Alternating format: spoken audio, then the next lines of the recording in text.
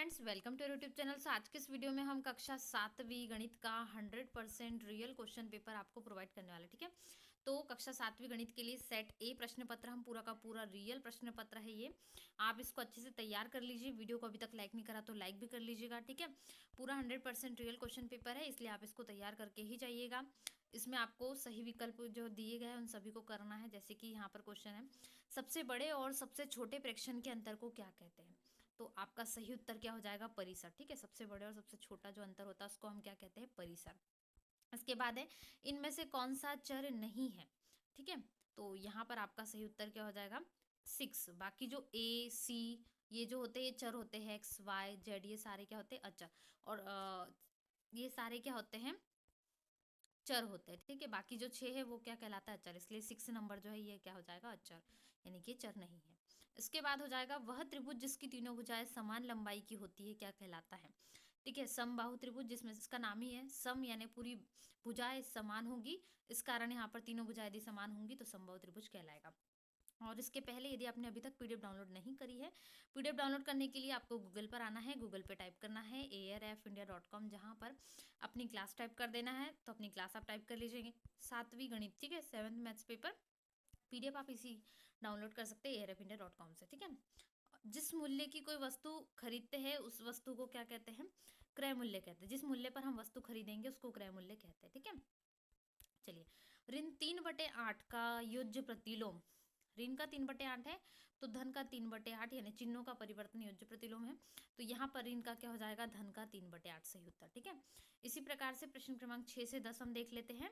इसमें आपको रिक्त स्थान पूछे गए हैं, तो रिक्त स्थान में है यहाँ पर आपका प्रश्न क्रमांक 6, 23 के घन में इकाई का अंक क्या होगा। देखिए, घन है यानी 3 3 3, यहाँ पर 23 23 आ जाएगा। 3 में 3 का गुणा करा है 9, और 9 में 3 का गुणा करेंगे तो कितना आएगा, 27, यानी इकाई का अंक कितना होगा, 7 होगा, बिल्कुल सही, ठीक है। इसके बाद यहाँ पर आपका रिक्त स्थान का उत्तर पहले का हो जाएगा 7। 400 का 30%, ठीक है, 400 का 30%, यानी परसेंट को हम प्रति 100 लिखते हैं। तो 00 से हम 00 काट देंगे। 4 तिया कितना हो जाएगा, 12, यानी 120। तो दूसरे का उत्तर कितना हो जाएगा, 120, ठीक है। इसके बाद है 1 की घात 0, धन 2 की घात 0, धन 3 की घात 0 का मान कितना होगा। किसी की भी घात 0 होती है तो हम उसका मान कितना लिखते हैं, 1, यानी यहाँ पर जितने भी सबका मान 1 1 हो जाएगा, यानी इसका उत्तर कितना आ जाएगा, 3। तो यहाँ पर उत्तर 3 लिख दीजिएगा, ठीक है। इसके बाद क्या है, 8x धन 8 का सरल रूप क्या होगा। तो दोनों में ही 8 है, तो 8 को यदि मैं बाहर निकाल लूँ तो x धन 1 बचेगा, ये सरल रूप हम इसको इसमें लिख सकते हैं, ठीक है। चलिए आगे बढ़ते हैं। यहाँ पर है एक ऐसा आलेख जो एक पूर्ण अखंडित रेखा हो, कौन सा आलेख कहलाता है, ठीक है। प्रश्न क्रमांक 11 से 16 हम देखते हैं जल्दी जल्दी से। तो 11 से 16 में आपका यहाँ पर है, इन निर्देश को पढ़ना है, 1 से 2 वाक्य में उत्तर लिखना है। एक 7/2 मीटर लंबाई वाले कपड़े में से 5/3 मीटर कपड़ा काटने पर कितना कपड़ा जो है शेष बचेगा। तो आप इसमें से माइनस कर सकते हो, उसके बाद में इसका उत्तर आपका आ जाएगा, ठीक है। हल करना है, यहाँ पर क्या समीकरण दिया है, 5x ऋण 3 बराबरी से x धन 2। तो यहाँ पर 5x ऋण x कर सकते हो और x का पक्षांतर कर देंगे, ठीक है। उसके बाद में यहाँ पर क्या आ जाएगा, आपका जो ऋण का 3 है वो यहाँ पर कहाँ चला जाएगा, धन का 3 में। तो 2 धन 3 यानी 5 हो जाएगा। 5x में से 4x बचेगा और यहाँ पर बराबर 5, तो x बराबर 5/4 आपका उत्तर आ जाएगा, ठीक है। चलिए, एक समद्वि बाहु की भुजाओं की संख्या ज्ञात कीजिए जिसके प्रत्येक बाह्य कोण का माप क्या हो, 60 डिग्री हो, ठीक है। प्रायिकता का क्वेश्चन भी, एक थैले में 5 लाल गेंदे हैं, 3 पीली गेंदे हैं, थैले के अंदर बिना देखे लाल गेंद प्राप्त करने की प्रायिकता ज्ञात करना है, ठीक है, यहाँ पर दिया गया है। इसके बाद है आपका अभाज्य गुणनखंड विधि से दी गई संख्याओं का वर्गमूल आपको ज्ञात करना है। 1296 का है, इसके बाद 290 का है, ठीक है। तो यहाँ पर आपको 2 से डिवाइड करते हुए चलना है, ठीक है। जो जो संख्या आते जाएंगी करते जाएंगे, आपका जो है इजीली निकल जाएगा 1296 का। 5 सेंटीमीटर भुजा वाले घन का आयतन ज्ञात करने कहा गया है, ठीक है। अच्छे से आप इसको क्वेश्चंस को नोट कर लीजिए। उसके बाद हम आगे बढ़ते हैं। वीडियो को अभी तक भी लाइक नहीं किया तो प्लीज़ लाइक कर दीजिए और अपने सभी फ्रेंड सर्कल में वीडियोस को शेयर भी कर दीजिए। आपका प्रश्न क्रमांक 17 है, यहाँ पर 1/2 धन ऋण 3/7 ऋण 1/14, ठीक है, ये है। इसमें आपको एलसीएम लेना है। इस समीकरण को हल करना है। प्रश्न क्रमांक 18 है, 4x धन 3 है बराबरी से 6 धन 2x, x वाले को एक तरफ कर लीजिए। तो अगली स्टेप में मैं लिख सकती हूँ 4x ऋण 2x बराबरी से जो 6 है इधर 3 चला जाएगा, 4x में से 2x जाएगा तो 2 ही x बचेगा, 6 में से 3 जाएगा तो कितना बचेगा, 3 बचेगा। तो x बराबर मेरा मान आ जाएगा 3/2। सही उत्तर आपका हो जाएगा ये प्रश्न क्रमांक 18 का। ठीक है, प्रश्न क्रमांक 19 है 5y धन 7/2 बराबर 3/2y ऋण 14। एलसीएम लेना पड़ेगा इसमें, y वाले को पहले एक तरफ कर लेंगे और बाकी चीजों को अलग कर लेंगे। ठीक है, इसमें एक समांतर चतुर्भुज वाला क्वेश्चन है, एक 72 डिग्री का भी है और समीकरण को सरल करने भी है, प्रश्न क्रमांक 22। ठीक है, कुछ इसी प्रकार के प्रश्न आपको पूछे गए। तो ये पूरा 100% रियल पेपर है कक्षा 7वीं गणित का, इसलिए इसको तैयार कर लीजिए। वीडियो को अभी तक भी लाइक नहीं करा तो लाइक कीजिए, अपने सभी फ्रेंड सर्कल में वीडियोस को शेयर करना ना भूले। तो मिलते हैं ऐसे नए वीडियो में। Thanks for watching. Hello dear students, welcome to YouTube channel. से आज के इस वीडियो में हम कक्षा 7वीं गणित विषय का 100% रियल क्वेश्चन पेपर देखने वाले हैं कक्षा 7वीं गणित के लिए। ठीक है, जो कल आपका पेपर होने वाला है। वीडियो को अभी तक लाइक नहीं है तो लाइक कर दीजिए, पहली बार चैनल पे नए होंगे तो सब्सक्राइब कर लीजिए और अपने सभी दोस्तों में वीडियो को शेयर करना ना भूलें। ठीक है, तो चलिए शुरू करते कक्षा 7वीं गणित का। तो चलिए देख लेते हैं। सबसे पहले सही विकल्प आपको 1 से जो है 5 तक के रहने वाले, उसके बाद 6 से 10 जो रहने वाले हैं आपके क्या रहेंगे। तो पहला प्रश्न यहाँ पर रहेगा, आपको आंसर शीट में अपने आंसर्स भरना है। ठीक है, एक त्रिभुज के तीनों कोणों का योग कितना होता है, तो 180 होता है। ठीक है, त्रिभुज के तीनों कोणों का योग कितना होता है, 180। इसके बाद में है अगला प्रश्न आपका होगा प्रश्न क्रमांक 2। इसमें लिखा है x + 3 बराबर से 0 में x का मान क्या होगा। ठीक है, तो -3 होगा, राइट आंसर ब नंबर का। इसके बाद है एक ऐसा कोण जो अपने पूरक के समान हो, उसका कितना मान होगा, 90 डिग्री। ठीक है, आपको आंसर शीट में लिखना है, यह आंसर आपको पेपर दिया जाएगा। ठीक है, इसके बाद चौथा प्रश्न है, किसी एक प्रेक्षण के एक समूह में सबसे अधिक बार आने वाला प्रेक्षण उस समूह का क्या कहलाता है, तो बहुलक कहलाता है। ठीक है, एक त्रिभुज की कितनी माध्यिकाएं होती है, तो एक त्रिभुज की 3 माध्यिकाएं होती है। कितनी, 3। ठीक है, सही उत्तर लगा दीजिए। चलिए, अब जो 6 से 10 है आपके रिक्त स्थान रहने वाले, इसके लिए आपको अपने आंसर शीट में आंसर भरना होगा, पेपर में नहीं लिखना है। ठीक है, एक भिन्न को पूर्ण संख्या से भाग करने के लिए हम भिन्न को पूर्ण संख्या के भिन्न के अंश से गुणा करते हैं, ये 1 अंक का। इसके बाद सबसे बड़े और सबसे छोटे प्रेक्षणों के अंतर को परिसर या परास कहते हैं। एक समीकरण में समता या समी का चिन्ह क्या होता है, समीका का चिन्ह सदैव होता है। ठीक है, यदि दो कोण पूरक है तो उनके मापों का योग कितना होगा, उनके मापों का योग 90 डिग्री होगा। और यदि किसी हम वस्तु को खरीदते हैं तो उसका क्या कहलाता है, जिस वस्तु पर हम कोई भी चीज़ खरीदते हैं उसका क्या कहलाता है, क्रय मूल्य। तो ये क्वेश्चन तो आपको आ ही सकता है, इसलिए इसको आप एक बार जरूर से देख लीजिएगा। ठीक है, अति लघु उत्तरी प्रश्नों को देख लेते हैं। जिस मूल्य पर कोई वस्तु खरीदे वो क्रय मूल्य। अति लघु उत्तरी प्रश्न क्रमांक 11 होगा, इसमें आपको बहुलक ज्ञात करना है। आंसर शीट में जगह मिलेगी, पेपर में आपके सिर्फ क्वेश्चन रहने वाले हैं। ठीक है, 2 मार्क्स वाले क्वेश्चन से अति लघु उत्तरी, बाकी जो यहाँ पर क्वेश्चन हो गए 6 क्वेश्चन 2 मार्क्स वाले हो गए, 11 से 16, और बाकी क्या हो गए 3-3 अंक वाले। ठीक है, तो बहुलक ज्ञात करना है। बहुलक यानी जो सर्वाधिक बार यहाँ पर आ रहा है, जैसे कि 2 को ले लीजिए, कितने टाइम, 4 टाइम आ रहा है, तो आंसर 2 हो जाएगा। ठीक है, अब निम्न समीकरणों के लिए आपको क्या करना है, कथनों के लिए समीकरण लिखना है। संख्या x और 4 का योग 9 है, संख्या हो गई x और योग यानी धन 4 का योग कितना है, 9। तो बिल्कुल ये सही उत्तर। ठीक है, इसके बाद है a का 10 गुना, a का 10 गुना कितना है, 70 है, यानी इसको 10a लिख सकते हैं, तो 10a लिख लीजिए। ठीक है, a का 10 गुना 10a = 70, ये आपका राइट आंसर। ठीक है, ब नंबर का। इसके बाद प्रश्न क्रमांक 13 देख लीजिए। एक ऐसा कोण ज्ञात करना है जो अपने संपूरक के समान हो, तो ऐसा कोण जो हो जाएगा, ठीक है, अभिष्ट कोण हम यहाँ पर मान लेते हैं x है।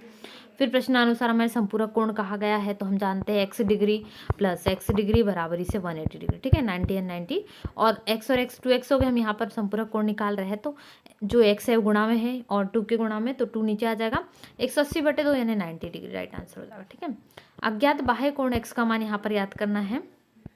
देखिए, एक 50 है, एक 70, एक 60 है, और ये पूरा टोटल 180 है। ठीक है, अब ये 60 है तो हम इसको 180 में से माइनस कर देते हैं, तो 120, 120 हमारा क्या आ जाएगा, राइट आंसर आ जाएगा। ठीक है, प्रश्न क्रमांक आपका जो है 15 है, 5/4 को प्रतिशत में बदलो। तो 5/4 में आप 100 का गुणा कर देंगे, कितना आ जाएगा, 125% आ जाएगा। ठीक है, प्रश्न क्रमांक 16 देख लेते हैं।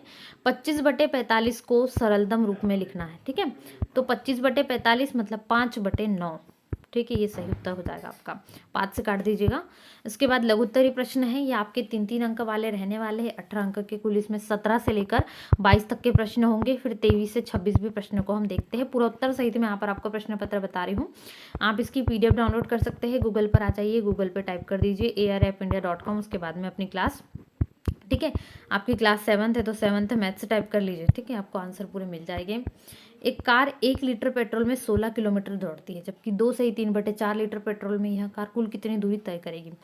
तो 11 बटे, देखिए हमने इसको कैसे करा है, 4 में 2 का गुणा करा 8 हो गए, 8 में 3 को प्लस करा 11/4 हम इसको लिख सकते हैं, ठीक है, एक ही बात हुई।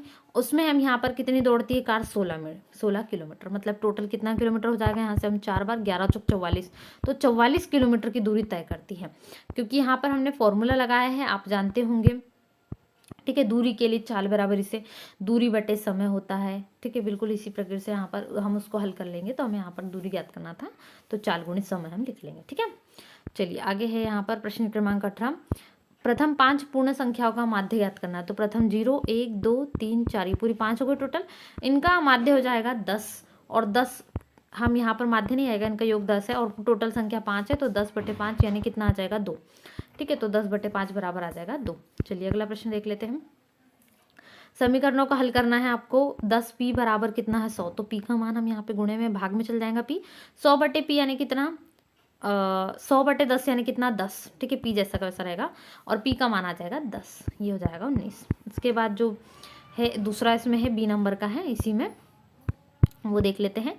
3x है और 3x के ऋण 12 है बराबर, 3x धन 12 है बराबर 0, तो 3x बराबर आ जाएगा ऋण 12, x के पास x गुणित में यहाँ पर 3 है, तो 3 नीचे आ जाएगा बटे में, और 3 चौक 12 यानी ऋण 4, ठीक है। प्रश्न क्रमांक 20 भी दिया है, आप इसको हल कर सकते हैं। PQR एक त्रिभुज है जिसका P समकोण है, ठीक है, 3 मार्क्स के लिए यहाँ पर पाइथागोरस प्रमेय हम लगाएंगे, और पाइथागोरस प्रमेय से हम वैल्यू निकालें। 24 का वर्ग और 10 का वर्ग 100, 576 24 का होता है धन 100, तो 676, जो कि किसका वर्ग होता है, यहाँ पर कर्ण का वर्ग है, तो इधर हम 26 का वर्ग लिख देंगे, तो वर्ग से वर्ग कट जाएंगे, यानी कर्ण हमारा 26 आ जाएगा यहाँ पर से, ठीक है, 26। 21वां प्रश्न है, एक नगर में 30% क्या होती है, महिलाएं हैं, 40% कौन है, पुरुष, और शेष बच्चे हैं, बच्चों का प्रतिशत कितना है, ठीक है। तो 100 में से हम पहले दोनों को प्लस कर सकते हो, फिर बाद में माइनस, या दोनों को एक एक करके भी माइनस कर सकते हो, तो वो थोड़ा आपके लिए कठिन हो जाएगा, इसलिए हम 30 और 40 को जोड़कर 70 होगा, 100 में से हम 70 माइनस करके आ जाएंगे, तो हमारा उत्तर आ जाएगा 30%, ठीक है। चलिए अगला प्रश्न है, प्रश्न क्रमांक 22 है, 10 सेंटीमीटर व्यास वाले एक वृत्त की परिधि ज्ञात करना है, ठीक है। 2πr हम जानते हैं, वृत्त की परिधि हमें क्या क्या दिया है, हमें व्यास दिया है, तो यहाँ पर हमारा 10 सेंटीमीटर व्यास है, और त्रिज्या क्या हो जाएगी इसकी आधी, यानी 5, ठीक है, तो 5 हो जाएगी यहाँ पर। 3.14 सेंटीमीटर हमारा आंसर सही आ जाएगा, सॉरी 31.4 सेंटीमीटर हमारा सही उत्तर आएगा, ठीक है। चलिए दीर्घोत्तरीय प्रश्न, जो कि आपके 5-5 अंकों के रहने वाले, ठीक है। इसमें एक आयत का क्षेत्रफल ज्ञात करना है, जिसकी लंबाई चौड़ाई दी, हम जानते हैं आयत का क्षेत्रफल लंबाई गुणित चौड़ाई होता है, आप इसका अथवा वाला भी कर सकते हैं, इसमें अथवा प्रश्न भी मिलेंगे आपको, तो लंबाई गुणित चौड़ाई हमने यहाँ पर कर लिया, ठीक है, इसी प्रकार से कर लेंगे, आपका आंसर 18 आ जाएगा। बहुलक और माध्य ज्ञात करना है 24वें प्रश्न में, तो आप यहाँ पर बहुलक और माध्यक इस प्रकार से पृथक पृथक पहचान के भी लिख सकते हैं, या पूरक और संपूरक कोण वाला, हमने पूरक संपूरक कोण वाला करा है, तो ये पूरक कोण है, यहाँ पर संपूरक है, ये भी पूरक है, और ये संपूरक कोण है, ठीक है। इसके बाद आप इसमें से लिख लीजिएगा, या फिर बहुलक और माध्य करना चाहते हो तो ये भी कर सकते हो, ठीक है, ये भी हो जाएगा आपके लिए बहुलक और माध्य। यहाँ पर बहुलक और माध्य n बराबर 9 है, विषय में माध्य के n+v1 पद का मान ज्ञात करना है, जो कि आ जाएगा 5, ठीक है, और 5वां पद यहाँ पर कौन सा है, ये देख लीजिएगा, ठीक है। उसके बाद है आपका 25 नंबर का, अनुपात के दोनों पदों को प्रतिशत में बदलना है, ठीक है, 25 पे हो जाएगा आपका। और अंतिम प्रश्न 26वां, यदि एक वृत्ताकार शीट की परिधि 152 मीटर हो तो कैसे करोगे, इसका हल यहाँ पर दिया है, 2πr बराबर 152, पाई का मान 22/7 और r, ठीक है, तो r की वैल्यू आप निकाल लोगे, ये आ जाएगा आपका 266 यानी 266 सेंटीमीटर, ठीक है, जो भी दिया हो सेंटीमीटर मीटर में, ये सही उत्तर हो जाएगा। तो आज के इस वीडियो में हमने कक्षा 7वीं गणित का 100% रियल क्वेश्चन पेपर देखा फुल सॉल्यूशन के साथ में। वीडियो को लाइक करना ना भूलें, पहली बार चैनल पे नए हो तो प्लीज़ सब्सक्राइब कर लीजिए, और आने वाले ऐसी वीडियोस के लिए चैनल को सब्सक्राइब करना ना भूलें। मिलते हैं ऐसे नए वीडियो में, थैंक्स फॉर वॉचिंग।